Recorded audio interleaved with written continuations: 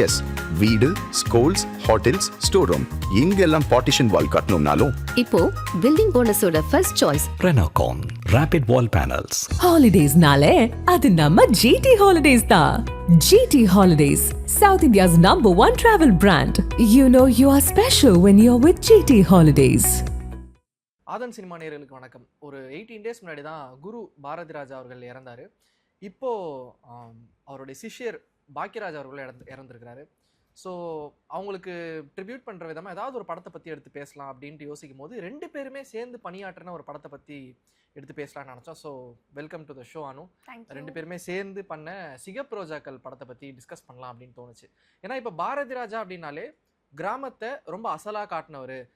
சினிமாங்கிறதே செட்டுக்குள்ளே இருந்தப்போ அவுட்டோரில் போய் நிஜமாலே கிராமம்னா என்ன, அவங்களுடைய பண்பாடுனா என்ன, அவங்களோட திருவிழா எப்படி இருக்கும், அப்படி ஷூட் பண்ண பாரதி ராஜா அதுதான் அவருடைய முத்திரையாக இருந்தது. கிழக்கே போகும் ரயில் அப்படி இப்படின்னு 2 படம் பண்ணுறாரு, 3 படம் பண்ணுறாரு. திடீர்னு பார்த்தா சிகப்பு ரோஜாக்கள்னு ஒரு படம். ஆடியன்ஸ் எல்லாம் போய் பார்க்குறாங்க. அந்த டைமில் way ahead of its time அப்படின்னு தான் சொல்லணும் அந்த படத்தை. ஏன்னா அவ்வளோ ஸ்டைலிஷாக இருக்கும். உங்களுக்கு சிகப்பு ரோஜாக்கள் படம் நீங்கள் பார்த்துருப்பீங்க. இப்போது அதை ஒட்டி வந்த தமிழ் படங்கள்லாம் ஏதாவது ஞாபகம் வருது அவங்களுக்கு? எனக்கு மன்மதன் ஞாபகம் வருது, காதல் கொண்டேன் ஞாபகம் வருது, ஈவன் அதுக்கப்புறம் அந்த மூடுபனி, இது எல்லாமே அது அந்த ஃப்ளேவர்லேயே நிறைய படங்கள் வந்துச்சு. சைக்கோ த்ரில்லர் அப்படின்னாலே அதுவும் ஒரு ஒரு மிசாஜினிஸ்ட்னு சொல்லலாமா, இல்லை சாவனிஸ்ட்னு சொல்லலாம். பெண்கள்னாலே அவனுக்கு ஒரு வெறுப்பு இருக்குது.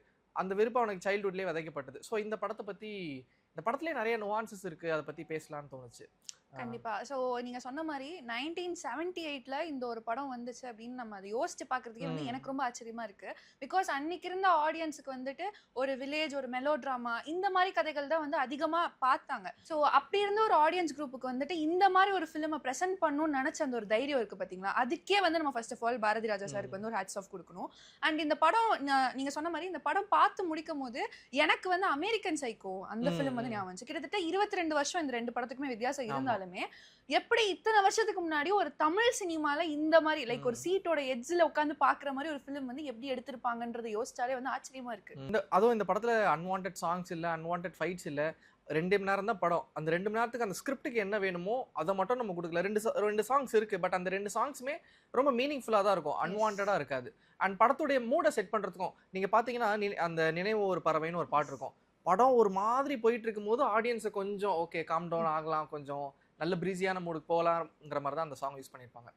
ஃப்ரம் த பிகினிங் பார்த்தோன்னா ஒரு படத்துக்கு எப்போவுமே அந்த படத்தோட first scene or first shot ரொம்ப முக்கியம்னு சொல்லுவாங்க. நான் இந்த படத்தோடைய ஃபர்ஸ்ட் சீனை ரொம்ப முக்கியமாக சொல்கிறேன்.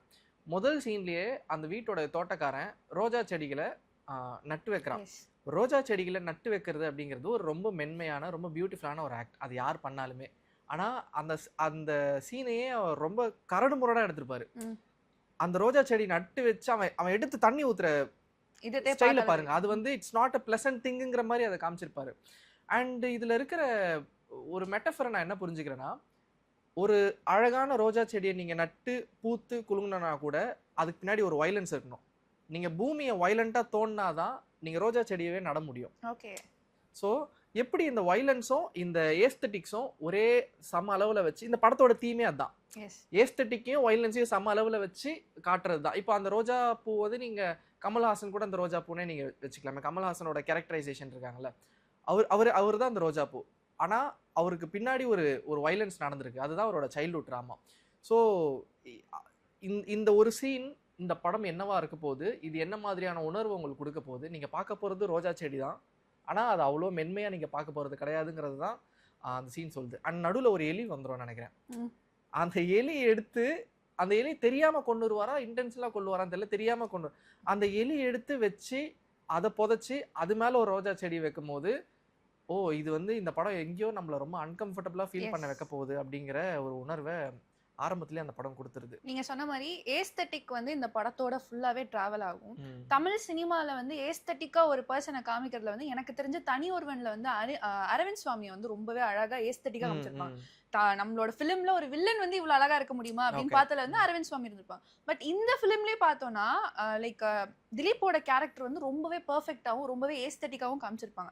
ஒரு 1970ஸ்ல அந்த டைம்ல ஒரு பெர்ஃபெக்டான ஜென்டில்மேன்னா எப்படி இருப்பாங்களோ அதை வந்து ப்ராப்பரா போர்ட்ரே பண்ண ஒரு கேரக்டர் தான் வந்து திலீப். இப்படி இருக்கும் போது ஜென்ரலாவே வந்துட்டு நம்ம இன்னைக்கு பார்த்தோம், நல்லா ட்ரெஸ் பண்ணியிருக்காங்க, நல்லா கார்ல வந்துட்டு போறாங்க, ஒரு நல்ல வேலை இருக்கு, ஒரு ஜென்டில்மேனுக்கு தேவையான இப்போ ஒரு மேட்ரிமோனில இந்த பர்சனை பார்த்தா பொண்ணை கட்டி கொடுக்கலாம்ப்பா இப்படின்னு அப்படின்னு இருக்கக்கூடிய ஒரு கேரக்டர் பார்த்தோம்னா நம்ம அவங்கள வந்து தப்பாவே ஜட்ஜ் பண்ண மாட்டோம். இப்படி ஒரு கேரக்டர் தான் திலீப்பை வந்து போர்ட்ரே பண்ணியிருப்பாங்க. ஆனா நீங்க சொன்ன மாதிரி பூமியை உடைச்சு நம்ம நட்டு வச்சாதான் அந்த ரோஜா செடி வளர்ற மாதிரி அவருக்குள்ள இருக்க அந்த வயலன்ஸை வந்துட்டு ரொம்ப மென்மையா தான் கதையோட நெக்ஸ்ட் சீன்ஸ்ல வந்து அவங்க ரிவீல் பண்ணியிருப்பாங்க. ஸோ ஒரு சொசைட்டில வந்து ஒரு ஆர்டினரி மேன்குள்ளேயும் வந்துட்டு ரொம்ப வயலண்டான தாட்ஸ் இருக்கலாம் அப்படின்ற காமிச்ச ஒரு ஃபிலிம் வந்து இந்த ஃபிலிம். பட் எனக்கு இதுல ரொம்ப ஆச்சரியமா இருந்த விஷயம் என்னன்னா இந்த படத்தோட சினிமாட்டோகிராஃபி. இப்போ இந்த படத்துல அவங்க யூஸ் பண்ணக்கூடிய லைட்ஸாக இருக்கு. நம்ம வே அஹெட் ஆஃப் இட்ஸ் டைம்னு சொல்கிறோம். பட் ஆனால் அந்த டைமில் இந்த மாதிரி ஒரு ரெட் ஷேடு உள்ள இவ்வளோ ஒரு சைக்காட்டிக்கான ஒரு உணர்வை கொடுத்த ஃபிலிம்ஸ்லாம் கிடையாது. அப்போ நம்மளை பயமுறுத்துற விஷயங்கள் இருக்கும். அதெல்லாம் என்ன ஏதோ ஒரு பேய் மாதிரி ஒரு உருவம் மாதிரி காமிச்சிருப்பாங்க. அதுக்கு பயங்கரமா ஒரு ஹார்ஷா ஒரு மியூசிக் போடுவாங்க. இதுதான் அப்போ பயம்ங்கிறது இருந்தப்போ சாதாரண சீன், சாதாரண வீடு. இப்போ நம்ம தங்கிட்டு இருக்கிற இந்த அறைய பாரத் ராஜா கிட்ட நீங்கள் கொடுத்தீங்கன்னா லைட்டை இங்கே செட் பண்ணி இந்த ஷேட் அங்கே கூட இது கூட ஃப்ரேம் வச்சா பயந்துருவீங்க. அந்த மாதிரி டெக்னிக்கலாக ஸ்டேஜிங்காக பண்ணுற விஷயங்கள் இருக்குல்ல, ரொம்ப ஆச்சரியமாக இருக்கும். அண்ட் இந்த படத்தில் நிறைய டெக்னிக்கலான எக்ஸ்பெரிமெண்ட்ஸ் பண்ணியிருக்கிறாங்க. இப்போது அந்த இன்டர்வியூ சீன் உங்களுக்கு ஞாபகம் இருக்கும். திலீப் வந்து முதலாளியாக இருப்பார், பெண்களை இன்டர்வியூ வர சொல்வார். வந்துட்டு இருக்கும்போது அப்போ வடிவுக்கரசி மேம் நடிச்சிருப்பாங்க. அவங்க வந்து ஒரு மாடர்னான விமனாக நடிச்சிருப்பாங்க. அவங்களுக்கு எனக்கு இந்த வேலை கிடைக்கலன்னா கூட பரவாயில்ல, எந்த பிரச்சனையும் இல்லை அப்படிங்கிற ஒரு கேரக்டராக நடிச்சிருப்பாங்க. அப்போது கமல் சார் வந்து திரும்பி நின்று, அதாவது சேரை ரொட்டேட் பண்ணி அவர் வேற எங்கேயோ பார்த்துட்டு கேள்வி கேட்டுட்டு இருப்பார். அவங்க அங்கேருந்து பதில் சொல்லிட்டு இருப்பாங்க. ஸோ லிட்ரலாக ஒரு ஃப்ரேம் இங்கே இருக்குன்னா ஃப்ரண்ட்டில் திலீப் இருக்காரு, பின்னாடி வடிவுக்கரசி மேம் இருக்காங்க, கொஞ்சம் டிஸ்டன்ட்டில் வடிவுக்கரசி மேம் இருப்பாங்க. இப்போ இந்த ஷார்ட்டில் 2 பேருமே ஃபோக்கஸில் இருப்பாங்க. ஓகே, கமல் சார் திலீப்பும் ஃபோக்கஸில் இருப்பார், இன்டர்வியூ வந்து அவங்களும் ஃபோக்கஸில் இருப்பாங்க. இப்போ இவர் தான் கேமராவோட ஆப்ஜெக்ட்டுக்கு பக்கம் இருக்கிறாரு. இவர் ஃபோக்கஸில் இருந்தால் அவங்க அவுட் ஆஃப் ஃபோக்கஸ் போகணும். அவங்களுக்கு ஃபோக்கஸ் வந்தால் இவர் அவுட் ஆஃப் ஃபோக்கஸ் வரணும். பட் எப்படி 2 பேருமே ஃபோக்கஸில் இருக்கிறாங்க அப்படின்னா, அந்த டைமில் வந்து ஹாலிவுட் சினிமாவில் ஸ்பிளிட் டயாப்டர்னு ஒன்று யூஸ் பண்ணுறாங்க. ஸ்பிளிட் டயாப்டர்னா என்னென்னா, அது ஒரு லென்ஸ் மாதிரி இருக்கும். ஒரு இப்போ கேமரா ரவுண்டாக இருக்குன்னு வச்சுக்கோங்களேன், அது லென்ஸ் மாதிரி இருக்கும். அதில் பாதி அந்த டயாப்டர் வந்து பாதி தான் இருக்கும். ஸோ நீங்கள் என்ன பண்ணிக்கலாம், அந்த ஸ்பிளிட் டயாப்டர் வந்து ஒரு ஆட் ஆன் லென்ஸ் மாதிரி, அதை நீங்கள் போட்டுக்கிட்டிங்கன்னா நீங்கள் இவங்களுக்கும் பாதி டயாப்டர் இவங்களுடைய இந்த ஆப்ஜெக்டை ஃபோக்கஸ் பண்ணோம், பாதி டயாப்டர் அவங்களுக்கு ஃபோக்கஸ் பண்ணோம். ஸோ நீங்கள் இவங்களுக்கு எந்த அளவிலான ஃபோக்கஸ் வேணுங்கிறது நீங்கள் இங்கே செட் பண்ணிக்கலாம். அந்த டிஸ்டன்ஸில் இருக்கிற கேரக்டருக்கும் எந்த அளவிலான ஃபோக்கஸ் இருக்கணுங்கிறது நீங்கள் அதில் செட் பண்ணிக்கலாம். இது வந்து ஹாலிவுட் சினிமாவில் ஈவன் அகிரா குரோசவா டைம்ஸ்லலாம் கூட அதை யூஸ் பண்ணியிருக்கிறாங்க. பட் தமிழ் சினிமாவில் இப்படி ஒன்று எக்ஸ்பெரிமெண்ட் பண்ணி பார்க்கலாம் அப்படிங்கிறதே அதுக்கப்புறமும் கூட நிறைய பேர் நான் யூஸ் பண்ணி நான் பெருசாக பார்த்ததில்லை. ஆனால் பாரதி ராஜா அந்த டைமில் ஒரு சாதாரண இன்டர்வியூ ஷாட்டுக்கு ஓகே இது இன்னொன்று அந்த ஷாட் எடுக்கிறதுக்கு டைம் கன்சியூம் ஆகும். நீங்கள் ஸ்பிளிட் டயாப்டர் ஒரு நல்ல சினிமாட்டோகிராஃபருக்கு தெரியும், நீங்கள் ஸ்பிளிட் டயாப்டர் போட்டிங்கனாலே அது ஒரு டைம் கன்சியூமிங்கான ஷாட் தான். அது வந்து ஈஸியான ஓகே அதுனா ஒரு லென்ஸ் தானே, அதை போட்டு ஃபோக்கஸ் செட் பண்ணிட்டு டெப்த் ஆஃப் ஃபோக்கஸ் செட் பண்ணிட்டு எடுங்க அப்படிங்கிற மாதிரியான ஷாட் இல்லை. அதுக்கு நேரம் ஆகும். ஒரு சாதாரண இன்டர்வியூ சீனுக்கு ஏன் நம்ம நேரம் எடுத்து அதை பண்ணணும் அப்படின்னா, பண்ணலாம், சினிமாவை நம்ம அப்படி தானே கற்றுக்க போகிறோம், கற்றுக்கலாம் அப்படின்னு சொல்லிட்டு பாரதி ராஜா பாக்கியராஜ் டீம்லாம் அதை கமல்ஹாசன் உட்பட அதை அவங்க எடுத்து பண்ணுறாங்கல்ல, அது வந்து எனக்கு இன்னமும் அந்த பிரமிப்பு கொடுத்துட்டே இருக்கும். ஸோ கண்டிப்பா. ஸோ இந்த ஃபிலிம்ல வந்து டீடைலிங் அப்படின்றதுக்கு பாரபட்சமே இருக்காது நீங்க சொன்ன மாதிரி. ஸோ பாரதி ராஜா சார் வந்துட்டு இப்போ ஒரு கேரக்டருக்கு இந்த இடத்துல இப்படிலாம் அவங்கள போர்ட்ரே பண்ணணும்னு நினைச்ச மாதிரி வீடுமே இந்த படத்துல ஒரு கேரக்டர் தான். ஸோ இந்த ஹவுஸ் வந்துட்டு இந்த ஹவுஸ் எப்படி அவர் போர்ட்ரே பண்றாருன்றது வந்து ரொம்ப ரொம்ப இம்பார்ட்டன்டா நம்ம நோட்டீஸ் பண்ணோம். நீங்க சொன்ன மாதிரி ஒரு ரூமை வந்து எப்படி ஒரு பயமூத்துற மாதிரி செட் பண்ணணும் நம்ம அவர்கிட்ட இருந்து தான் கத்துக்கணும். ஏன்னா அந்த வீட்டுல இருக்கக்கூடிய கலர்ஸா இருக்கட்டும், அந்த வீடை அவர் எப்படி ப்ரொஜெக்ட் பண்ணியிருக்காங்க. இன்ஃபேக்ட் அந்த படத்தோட லேட்டர் ஹாஃப் ஸ்ரீதேவி வந்துட்டு ஸோ ஸ்ரீதேவி வந்துட்டு கல்யாணம் ஆகிட்டு உள்ள வரும்போது ஒவ்வொரு ரூமையும் எக்ஸ்ப்ளோர் பண்றதுக்கு போவா. அப்போ திலீப் வந்துட்டு இந்த ரூம் வந்து என்னோட லைப்ரரி, இந்த ரூம் வந்து என்னோட கேம் ரூம் அப்படின்னு சொல்லி காமிக்கும் போது அந்த லைப்ரரி இருக்கக்கூடிய புக்ஸ், அந்த புக்ஸ் இருக்கக்கூடிய டைட்டில்ஸ், அதெல்லாம் என்ன மாதிரியான பர்சன் அப்படின்றது சாரதா மட்டும் அப்போ கண்டுபிடிக்க போறது இல்லை, ஆஸ் ஆடியன்ஸா நம்மளுமே அப்பதான் கத்துக்க போறோம். ஓகே இப்படிதான் புக்ஸ் படிக்கிறாரு போல இருக்கு, இந்த மாதிரி புக்ஸ்லாம் இந்த கேரக்டர் படிக்கிறாங்க போல. நெக்ஸ்ட் அந்த பிளே ரூம் வரும்போது ரொம்பவே அழகா அந்த இடத்துல இருக்கும். எல்லா கேம்லயுமே ஒரே ஒரு சேர் தான் இருக்கும். பார்த்தோனே பயம், ஓகே இந்த பர்சன் வந்து சரியில்லை, என்ன கோளாரா இருப்பாரு போல. செஸ் போர்டு வச்சுட்டு ஒரே ஒரு சேர் போட்டுருக்காங்க, கேரம் போர்டு வச்சுட்டு ஒரே ஒரு சேர் போட்டுருக்காங்க. யார் அந்த மாதிரி விளையாடுவா? சோ அந்த இடத்துல வந்து நம்ம பார்த்தோம்னா நம்ம அப்போ ஃபுல் ஃபோக்கஸ்மே ஓகே அந்த கேமும் ஒன் சேர் அவங்க பேசுற டயலாக்ஸ்ல தான் இருக்கும். பட் அதை தாண்டி அந்த ரூம் நம்ம கொஞ்சம் அப்சர்வ் பண்ணோம்னா அங்க இருக்க பிக்சர்ஸ்லாம் பாத்தீங்கன்னா விமனை வந்து செக்ஷுவலைஸ் பண்ண போர்ட்ரேட்ஸ் மட்டும் தான் அவர் வந்து போட்டிருப்பாங்க. இந்த இடத்துல அவர் ஒரு டயலாக் வந்து சொல்லுவாரு, என்னோட வாழ்க்கையில வந்து எல்லா விளையாட்டையும் தனியாவே விளையாடி எனக்கு பழகிடுச்சு, எனக்கு பிடிக்காத ஒரு விஷயம் ஒண்ணுன்னா வாழ்க்கையில வந்து தோல்வியை சந்திக்கிறது தான் அப்படின்னு சொல்லி ஒரு டயலாக் இருக்கும். அண்ட் அந்த டைலாக் சொல்லும் போது த அமௌண்ட் ஆஃப் டென்ஷன் அந்த ஆடியன்ஸ்க்கு வரும் பாத்தீங்களா, okay something going to happen அப்படின்ற மாதிரி. அண்ட் அந்த ரெவலேஷன் சொல்லும் போது எக்ஸாக்ட்லி ஸ்டார்டிங்ல இருந்து நம்ம வந்து ஒரு ஆர்டினரி பர்சன் வேலைக்கு போறான் வரான்னு பார்த்துட்டு இருந்த ஒரு பர்சன் வந்துட்டு இவர் ஒரு ஆர்டினரி பர்சன் கிடையாது, இவருக்கு கொஞ்சம் ப்ராப்ளம் இருக்கு அப்படின்னு அந்த ரூம்ஸ் வச்சு சின்ன சின்ன டீடைலிங் வச்சு சொல்ல முடியும் அப்படின்னா அது பாரதி ராஜா சார் கிட்ட தான் நம்ம கத்துக்கணும். இன்னொன்று அந்த சீன்ல எனக்கு என்ன இன்னும் பயமா இருந்ததுன்னா, நம்ம செஸ் கேரம் போர்ட்லாம் போய் டேபிள் டென்னிஸ் எடுத்து அடிப்பாரு, ஆப்போசிட்ல கண்ணாடி இருக்கும். ஒரு நிமிஷம் செதறிட்டேன். இப்போ எனக்கு என்ன கேள்வி வருதுன்னா, எல்லாமே இப்போ கண்ணாடியை பார்த்து அவர் டேபிள் டென்னிஸ் விளையாடுறாரு, ஏதோ ஒரு சர்வ் வந்து மிஸ் ஆக போகுது, எல்லாத்தையுமே ஜெயிக்கிறவன் நானா தான் இருக்கணும்னு அவர் நினைக்கிறாரு. அப்போ இங்க இருக்கிறதும் திலீப் தான், அந்த பிம்பம் அந்த சைடு இருக்கிறது தான். யாரோ ஒருத்தவங்க தோக்க தானே போறாங்க. லைக் இப்போ சர்வ் இந்த சைடு மிஸ் பண்ணாலும் அவரோட ரிஃப்ளெக்ஷன் ஜெயிச்சிரும்ல. That's what he is thinking. அந்த ஒரு மனநிலை, என்னோட லைஃப்ல நான் இனிமே தோல்வியை சந்திக்க கூடாதுன்னு சொல்ற அந்த இடத்துல வந்துட்டு நம்ம பார்க்கும்போது அப்போ நம்மளுக்கே தெரியும் இந்த பிளாட் நெக்ஸ்ட் சேஞ்ச் ஆக போகுதுன்னு. அப்போ இந்த இன்னசென்ட்டா இருக்கக்கூடிய கேரக்டர் லைக் சாரதா வந்து என்ன பண்ண போறாங்க அப்படின்ற ஒரு கேள்வி வந்து ஆடியன்ஸ் மைண்ட்குள்ள அப்படியே ஒரு எப்படி சொல்றது அப்படி தழுவலா வந்து செட் பண்ணிடுவாங்க. எக்ஸாக்ட்லி. இப்போ நம்ம பேசணும்ல அந்த சாரதா வந்து வீட்டுக்கு கூட்டிட்டு வர சீன். இப்போ ஒரு பெண் காதலனால கல்யாணம் பண்ணிட்டு அது கோயில்ல நல்ல மாங்கல்யமா கல்யாணம் பண்ணிட்டு வீட்டுக்கு கூட்டு வரா. அவ வந்து வலது கால் எடுத்து வச்சு ஒரு ஏக்கப்படுறா, எனக்கு ஆரத்தி எடுக்கிறதுக்கு ஆள் இல்லையே அப்படின்னு ஏக்கப்படுறா. இவர் சொல்றாரு, இங்க ஆரத்தி எடுக்கிறதுக்குலாம் உனக்கு யாருமே இல்லை, நான் எல்லாமே நான் தான் நினைச்சிட்டு நீ வலது கால் எடுத்து வச்சு உள்ளவா அப்படின்றாரு. அவங்க வலது கால் எடுத்து வச்சு உள்ள வராங்க. இது எவ்வளோ ஒரு பியூட்டிஃபுல்லான எவ்வளோ ஒரு பிளசண்டான சீனு. அந்த இடத்துல ஒரு நாதஸ்வரம் ஒலிக்கணும், மேலும் ஒலிக்கணும். ஏன்னா தமிழ் சினிமா அப்படிதான் ட்ரீட் பண்ணிருக்கேன். இவங்க உள்ள வராங்க பகீர்ந்து. ஏன்னா இளையராஜாவும் சரி, சவுண்ட் எஃபெக்ட்ஸ் பண்றவங்களும் சரி, அவங்க வலது கால் எடுத்து வச்சு ஒரு பெண் தான் காதலனை கல்யாணம் பண்ணிட்டு வலது கால் எடுத்து வச்சு உள்ள வர சீனை இவ்வளோ ஸ்கேரியஸ்டா யாருமே எடுத்தது இல்லை. கண்டிப்பா. அப்போ அந்த சீன் தான் படத்தோடைய ஒரு லாங்கஸ்ட் சீக்வன்ஸ். அண்ட் அந்த சீன் தான் நீங்க சொன்ன ஆடியன்ஸ் வந்து கிரிப்ல வச்சிருக்கக்கூடிய சீனுங்கிறது இருக்குல்ல. நம்ம நம்பிட்டு இருந்த தமிழ் சினிமா அதுவரை நம்பிட்டு இருந்த எல்லா வே ஆஃப் சினிமாட்டிக் மொழிகளையும் திரைமொழிகளையும் உடச்சு போட்ட சீக்வன்ஸ்னா அதுதான். உடச்சு போட்ட படமும் கூட சொல்லலாம். நம்ம நிறைய இப்போ அதுக்கு முன்னாடி ஒரு செலவு வாங்குவாங்க, கல்யாணம் பண்ணிட்டு செலவு வாங்குவாங்க. இது எவ்வளோன்னு கேட்கும்போது அவர் ஒரு விலை சொல்லுவார். இது என்ன ரொம்ப சீப்பான சாமியா இருக்கு, ஏதாவது வாங்கிக்கலாம். எல்லாமே நீங்க வந்து தமிழ் சினிமா ஐயோ இதெல்லாம் கேலி பண்ணலாமா, ஒரு சாமி சிலையெல்லாம் கிண்டல் பண்ணலாமா அப்படின்றது எல்லாமே வந்து.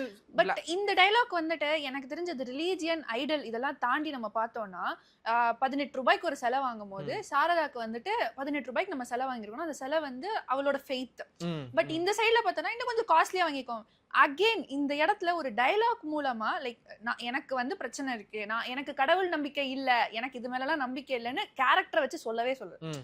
பாரதி ராஜா எழுதுனதே எப்படி எழுதியிருப்பாரு அப்படின்னா 18 ரூபாய்க்கு ஏன் செலவாங்க, இன்னும் கொஞ்சம் காஸ்ட்லியா லைக் நான் இந்த ஐடல்ல ஒரு வேல்யூவா பாக்குறேன். Expensive products. இதோட ஆஸ்கர் வேல்டோட ஒரு கோட் இருக்கும், a cynic knows the price of everything but the value of nothing அப்படின்னு சொல்லிட்டு அந்த கோட் இருக்கும். அந்த கோட்டுக்கு எக்ஸாக்டான ஒரு தமிழ் மூவி சீன்னா அது இந்த சீன் நம்ம சொல்லலாம். ஏன்னா சாரதா கண்ணில் அந்த ஒரு ஐடல் வந்துட்டு அவளோட ஃபெய்த்தை வந்து குறிக்கும். But on the other hand அது என்ன 18 ரூபாய் தானே, காஸ்ட்லியா வாங்கிக்கோ அப்படின்னு அந்த ப்ரைஸை தான் வந்துட்டு அது பார்ப்பாங்க. இந்த இடத்துல வந்துட்டு 2 இண்டிவிஜுவல்ஸ் உலகத்தை எப்படி பாக்குறாங்க அப்படின்றத வந்துட்டு நம்ம கிட்ட அந்த கேரக்டர் சொல்லாம 2 டயலாக்ஸ் மூலமா நம்ம கிட்ட கன்வே பண்ணிருப்பாரு பாரதி ராஜா சார். நம்ம பாரதி ராஜா சொல்றோம்ல, நான் இந்த இடத்துல பாக்கியராஜ் சாருக்கும் கிரெடிட் கொடுக்க விரும்புறேன். ஏன்னா படத்தோட டயலாக் ரைட்டர் அவர் தான். சோ இவன் இப்படிப்பட்டவன் தான் அப்படின்னா இப்படி ஒரு சீன் இருக்குன்னா அதை பாக்கியராஜ் எவ்வளவு நுவான்ஸ்டா அணுகிறாருங்கிறது வந்து இந்த படத்துல பல இடங்கள்ல எனக்கு ஆச்சரியமா இருக்கும். இப்போ இந்த படத்துல இருக்கிற சில பெஸ்ட் டைலாக்ஸ்லாம் இது பண்ணணும். கார்ல கல்யாணம் பண்ணிட்டுன்னு நினைக்கிறேன், கல்யாணம் பண்ணிட்டு வீட்டுக்கு போற போது கார்ல ஒரு கான்வர்சேஷன் நடக்கும் திலீப்க்கும் ஸ்ரீதேவி மேம்க்கும். அப்போ வந்து இவங்க என்ன கேட்பாங்கன்னா, கமல் என்ன சொல்லுவார்னா, எனக்கு லேடிஸ் விஷயத்துலயும் செக்ஸ் விஷயத்துலயும் கொஞ்சம் அனுபவம் ஜாஸ்தி அப்படின்னு சொல்லுவாரு. அப்ப அதுக்கு அவங்க என்ன சொல்லுவாங்கன்னா, இதுக்கு முன் அனுபவமே இல்லைன்னு சொன்னீங்க, உங்களுக்கு பெண்கள் மீதான பழக்கமே இல்லைன்னு சொன்னீங்களே அப்படின்னு கேட்கும்போது, மாடியில இருந்து குதிச்சா என்ன ஆகும்னு தெரியறதுக்கு அனுபவம் ஏதாவது வேணுமா? எக்ஸாக்ட்லி. சோ அதாவது மாடியில இருந்து குதிச்சா இறந்துருவாங்கன்றது தெரியும், ஒரு மாடியில இருந்து குதிக்கிறது வந்து ஒரு மோசமான விஷயம்ன்றது தெரியும், எனக்கு அதை பத்தி தெரியும் அப்படின்றத வந்து இப்படியும் சொல்லலாம். இன்னொன்னு விமன் பத்தின எவ்வளோ ஒரு முன் தீர்மானமோ எவ்வளோ ஜட்ஜ்மெண்ட்டோ உள்ள ஒரு மிசாஜினிஸ்ட் கேரக்டர் அவங்கிறத நம்ம இன்னைக்கு மாடர்ன் டேர்ம்ஸில் அவன் பெண் வெறுப்பாளன் மிசாஜினிஸ்ட் சாவினிஸ்ட் மாடியிலேருந்து விழுந்தா என்ன பொண்ணுங்கனாலே இப்படி தானே அப்படின்றான் அவன். அது வந்து அந்த சைக்கோ அவன் அப்படி தான் யோசிக்க முடியும், அவன் ஒரு மிசாஜினிஸ்டாக அவன் அப்படி தான் யோசிக்க முடியும். ஆனால் அது எவ்வளோ ஃபன்னியரான சீனா, மாடியிலேருந்து குதிச்சா என்ன ஆகும்னு தெரியும். இதுதான் பாக்கியராஜ் சாரோட டச்சுங்கிறது. ஒரு விஷயத்த இங்கே அவன் இவன் பெண் வெறுப்பாளனுங்கிறத பதிவு பண்ணோன்னா அதை நான் எவ்வளோ ஜாலியாக பண்ணுவேன். அந்த இடத்துல நான் அதை பதிவு பண்ணும் போது ஆடியன்ஸ் வந்து அவன் பெண் வெறுப்பாளனா அப்படின்னு பார்க்கறத விட அங்கே சிரிக்கிறதுக்கான ஒரு ஸ்பேஸை நான் கொடுக்குறேன். ஒரு ஃபன்னியருக்கான ஒரு ஸ்பேஸை நான் கொடுக்குறேன். அட் த சேம் டைம் அந்த கேரக்டரை நான் எஸ்டாப்ளிஷ் பண்ணிடுறேன் அப்படிங்கிறது. பாக்கியராஜ் இதில் ஒரு ஐகானிக்கான டைலாக் எழுதியிருக்காரு. என்னன்னா, குத்துங்க எஜமா குத்துங்க. ஆமா, இந்த பொம்பளைங்களே இப்படிதான். இந்த டைலாக் பாக்கியராஜ் எழுதின டைலாக்ங்கிறது எத்தனை பேருக்கு இந்த ஜென்ரேஷனில் தெரியும்னு தெரியல. பட் ஒரு டைலாக், சாதாரண டைலாக், அவன் அவுட் ஆஃப் எமோஷனலாக அவன் சொல்கிறான். இப்போ சில டைலாக் மட்டும்தான் அந்த மாதிரி இதுவா, நீங்கள் நல்லவரா கெட்டவரா, அது ஒரு சாதாரண டைலாக் தான். ஆனால் அது பின்னாடி ஒரு பெரிய ஒரு தத்துவ கேள்வி இருக்குது. அதில் நான் நல்லவனா கெட்டவனா நீ தெரியலையேப்பா அப்படின்னு. இந்த மாதிரியான சில சிம்பிள் டைலாக்ஸ் வந்து காலம் கடந்து ஐகானிக்காக மாறும். அந்த மாதிரி ஒரு ஐகானிக்கான மாறப்பட்ட டைலாக் தான் குத்துங்க எஜமா குத்துங்க, இந்த பொம்பளைங்களே இப்படிதான் அப்படிங்கிற டைலாக்கும். ஸோ இப்போ பாக்யராஜ் சாரோட டைலாக்ஸ் பற்றி பேசும்போது தான் எனக்கு இந்த படத்தில் பர்சனலாக ரொம்பவே அழகாக தெரிஞ்ச ஒரு டைலாக் அப்படின்றது வந்து, சில பேரோட தலையெழுத்தை வந்துட்டு வருத்தப்படுறதுனால மாற்ற முடியாது அப்படின்னு வந்து சொல்லுவாங்க. இந்த டைலாக் எங்கே சொல்லுவாருன்னா, சாரதா கிட்ட திலீப் வந்துட்டு என்னோட அப்பா வந்து அங்கே பின்னாடி அவுட் ஹவுஸில் இருக்காங்க, அவருக்கு இந்த மாதிரி ஒரு சுச்சுவேஷன்னால அவர் அங்கே இருக்காரு அப்படின்னு சொல்லும் போது அவ வருத்தப்படுவா. இப்போ வருத்தப்படுறதுனால இன்னொருத்தவங்களோட விதியை மாற்ற முடியாது. Like pain is something pain. அது அங்கே வந்து அவங்க அப்பா கிட்ட மட்டும் சொல்லலை, is telling for himself also. Because இந்த இடத்துல வந்துட்டு நம்ம என்னைக்குமே ஒரு கஷ்டமான ஒரு கதை கேட்குறோம், இல்லை மனுஷங்களாலே வந்துட்டு இப்போ ஒரு ஆப்போசிட் ஏதாவது ஒரு கஷ்டப்படுற மாதிரியோ சோகமான கதை கேட்டால் நம்ம எல்லாருமே வருத்தப்படுவோம். பட் அடுத்த செகண்ட் நம்ம போயிடுவோம். அந்த பெயினையோ அந்த கஷ்டத்தையும் அனுபவிக்க போகிறது அந்த ஒரு பர்சன் தான். இந்த சைல்ட்ஹுட் ட்ராமானால அஃபெக்ட் ஆன திலீப் வந்துட்டு இந்த பெயின் அப்படின்றத எப்படி புரிஞ்சு வச்சிருக்கான் அப்படின்றது இந்த சின்ன சின்ன டயலாக்ஸ் மூலமா கொடுத்துருப்பாங்க. அந்த இடத்துல ஆமா விடு அப்படின்னு சொல்லிட்டு போறதை விட்டுட்டு ஒரு டயலாக் மூலமா பெயின் அப்படின்றது திலீப்போட பார்வையில எப்படி இருக்குன்றத பாக்யராஜ் சார் ரொம்பவே அழகா இந்த இடத்துல சொல்லியிருப்பாரு. ஓகே, இப்போ இந்த படத்துல நீங்க உங்களுக்கு ரொம்ப பிடிச்ச ரொம்ப நுவான்ஸ்டான டீடைல்னா என்ன சொல்லுவீங்க? ஆக்சுவலி இந்த ஃபிலிம் ஸ்டார்ட் ஆகும் போது நான் லைக் ரொம்ப நார்மலாக பார்த்துட்டு இருந்தேன். சரி ஸ்டோரி டெவலப் ஆகட்டும் அப்படின்ற மாதிரி நான் பார்த்துட்டு இருந்தேன். இந்த ஸ்டோரியில் வந்து பிகினிங் சீன்ஸில் வந்து நம்ம பார்த்தோம்னா ஒரு சர்வெண்ட் வந்து வேலை பார்த்துட்டு இருப்பான். அந்த சர்வெண்ட் வந்து டீ போட்டு திலீப் ரூமுக்கு போயிட்டு அவரை எழுப்பி இந்த டீ வந்து கொடுப்பான். ஸோ இந்த ஸ்லோ வந்து ரொம்பவே ஸ்லோவாக பில்ட் ஆகும். லைக் ஒரு ஸ்லோ பர்ன் மூவி மாதிரி தான் பில்ட் ஆகும். போயிட்டு டீ கொடுத்தோடனே அவன் அந்த டீ அப்படியே வச்சுட்டு அப்படியே குனிஞ்சே நிற்பான். அதுல 2 கப் ஆஃப் டீ இருக்கும். அண்ட் ஒரு டீ எடுத்து திலீப் வந்து குடிச்சிட்டு இருக்கும் போது நம்ம சர்வெண்ட் வந்துட்டு அந்த பெட்ல வந்துட்டு ஒரு விமனோட இன்னர்வேர் இருக்கிறத பார்த்துருவான். அண்ட் அவன் நோட்டீஸ் பண்றத திலீப் வந்து நோட்டீஸ் பண்ணிடுவான். ஸோ இதை பார்த்ததுக்கு அப்புறம் என்ன ஆகும்னா, இன்னொரு டீ வேண்டாம் போ அப்படின்னு வந்து திலீப் சொன்னோடனே அவனும் அந்த இடத்துல இருந்து அமைதியா போயிடும். இதுக்கப்புறம் அந்த சீன் டெவலப் ஆகும் போது என்ன ஆகும்னா, அடுத்த சீன்ஸ்ல வந்து என்ன காமிப்பாங்கன்னா, படிக்கிற வயசுல உனக்கு எதுக்கு இந்த இது, நீ ஊருக்கு போய் படி அப்படின்னு. இல்ல இல்ல என்னால முடியாது அப்படின்னா, நான் 1000 ரூபாய் தரேன் நீ போய் படி, நீ ஊருக்கு கிளம்பு அப்படின்னு சொன்னேன். இல்ல என்னால முடியாது அப்படின்னு அகைன் அவன் வந்து மாசம் மாசம் 500 ரூபாய் தரேன் நீ போ அப்படின்ற சொல்லுவான். நம்ம சைக்கோ அப்படின்றதுனாலே நம்ம ஹியூமன் பிரெயினுக்கு என்ன தோணும் அப்படின்னா, எல்லாரையும் கொல்றவன். பட் அது கிடையாது. ஒரு பேட்டர்ன் அப்படின்றது எல்லா சைக்கோபாத்ஸ்க்குமே இருக்கும். அது இந்த இடத்துல காமிச்சிருப்பாங்க. ரெண்டாவது, ஒரு எஃபெக்டிவான மைண்ட் உள்ள ஒரு சைக்கோபாத் தான் வந்து திலீப் கேரக்டர். எப்படி நான் சொல்றேன்னா, இப்போ இந்த சர்வெண்ட்டை கொல்றதுனால அவனுக்கு தேவையில்லாம unnecessary danger and unnecessary attention வந்து அவன் பக்கம் திரும்பலாம். இன்னொன்னு, அந்த சர்வெண்ட் யாருன்னா அவருடைய சைல்ட்ஹுட் வெர்ஷன் தான் இவன் கிட்டத்தட்ட. அப்படி கூட நம்ம வந்து யோசிக்கலாம். And I want to discuss about the climax of the movie. கிளைமேக்ஸ்லாம் அவனுக்கு சாரதா யாருன்னே தெரியல அப்படிங்கிற மாதிரி அந்த பர்த்டேக்கு அந்த ஆப்பிள்ஸ் எல்லாம் வாங்கிக்கிட்டு அவங்கள ரொம்ப அந்த லாஸ்ட் ஷாட் ரொம்ப ஐகானிக்கான ஷாட். அவன் அந்த இடத்துல கரைஞ்சு அழற ஷாட். அண்ட் அவன் அந்த ஜெயில் ஃபுல்லாக சாரதா சாரதா சாரதா எழுதிட்டு இருக்கான். சாரதா போயிட்டதுக்கு அப்புறமா என் மனைவி அப்படின்னு எழுதியிருக்கான். ஸோ இட்ஸ் நாட் தட் அவனுக்கு அவன் மனைவியை ஞாபகமே இல்லைன்னுலாம் இல்லை. இவங்க அவங்க மனைவியா, நீங்கள் அதை எப்படி பார்க்குறீங்க? நான் எப்படி புரிஞ்சுக்கிறேன்னா, அந்த பெண் என் மனைவிங்கிறது அவனுக்கு தெரியல, ஆனால் சாரதாங்கிறது ஒரு என் மனைவியாக இருந்தாங்கிறது அவனுக்கு உள்ளுக்குள்ளே இருக்குது அப்படிங்கிற மாதிரி கொஞ்சம் வேகா தான் இருக்கு இந்த கிளைமேக்ஸ். நீங்க எப்படி புரிஞ்சு வச்சிருக்கீங்க? எனக்கு பார்க்கும்போது என்னன்னா, எல்லா மனுஷங்களுமே எல்லா கட்டத்திலயும் புதுசா ஒரு விஷயத்த லேர்ன் பண்ணிட்டு தான் இருப்பாங்க. There is not a complete person who knows everything. அந்த வகையில பார்க்கும்போது என்னதான் பெண்கள் எல்லாமே இப்படிதான் அப்படின்னு அவர் நினைச்சு அவர் வளர்ந்திருந்தாலுமே, அவர் வந்து சாரதா அப்படின்ற ஒரு கேரக்டர் பார்க்கும்போது ஒரு புது பெண் அவ கண்ணுக்கு திட்டு அந்த இன்னசென்ஸும் அவரோட கேரக்டர் எக்ஸ்ப்ளோர் பண்ணி தான் அவருமே கல்யாணம் பண்ணிக்கிறாங்க. நினைச்சிருந்தா அவளையும் கொண்டிருக்கலாம், ஆனா கல்யாணம் பண்ணி வீட்டுக்கு கொண்டு போகணும்னு நினைச்ச ஒரே பெண் அவரோட லைஃப்ல சாரதா மட்டும்தான். சோ அந்த வகையில சாரதா வந்து ஏதோ ஒரு விஷயத்துல வந்துட்டு அவரை மாத்தக்கூடிய பவர் அந்த பொண்ணு கிட்ட இருந்திருக்குன்றதுதான் அந்த கிளைமேக்ஸ்ல காமிச்சிருப்பாங்க. அவருக்கு நிறைய விஷயங்கள்னால அவருக்கு மென்டலா அஃபெக்ட் ஆகி இருந்திருக்காங்கன்னு எல்லாரும் சொல்லி அவரே அந்த சிச்சுவேஷன்ல இருந்ததுனாலுமே அதை எழுதிட்டு அந்த கண்ணுல தண்ணியோட ஒரு ஷாட் வச்சிருப்பாங்க. That shows that every man deserves love. Like அந்த லவ் அண்ட் கேர் வந்துட்டு ப்ராப்பர் டைம்ல ப்ராப்பரா கிடைச்சிருந்தா அவர் இன்னைக்கு இந்த ஒரு மான்ஸ்டரா மாறி இருக்க மாட்டாங்க. பட் லேட்டர் இன் லைஃப் அவருக்கு ஏதோ ஒரு வகையில சாரதா மூலமா கிடைச்சிருச்சு அப்படின்றத நான் பிலீவ் பண்றேன். அண்ட் லாஸ்டா இதுக்கு ஒரு வாய்ஸ் ஓவர் வேற போயிட்டு இருக்கும். குற்றம் என்பது குற்றமே அப்படின்ற மாதிரி ஒரு வாய்ஸ் ஓவர் கொடுத்துருப்பாங்க. இது வந்து தமிழ் சினிமால எந்த ஒரு ஃபிலிம்லயுமே வந்துட்டு நம்ம ஹியூமன்ஸ் வந்து புரிஞ்சுக்க வேண்டிய ஒரு விஷயம். எப்பயுமே ஒரு மனுஷன் வந்துட்டு ஒரு கரப்பாம்பூச்சியை கொன்னுட்டா அவன் வந்து ஹீரோ, ஒரு பட்டாம்பூச்சியை கொன்னுட்டா அவன் வந்து வில்லன். இப்படிதான் நம்ம வந்து எல்லாருமே புரிஞ்சு வச்சுட்டு இருக்கோம். பட் இந்த இடத்துல வந்து கொல்றது தப்பு அப்படின்றத வந்து ப்ராப்பரா வந்து கன்வே பண்ணிருப்பாங்க. 1970s இப்படி ஒரு ஃபிலிம் வரது வந்து அன்னைக்கு இருந்த அந்த ஆடியன்ஸ் வந்து எப்படி இதை பர்சீவ் பண்ணிருப்பாங்கன்றது தெரியல.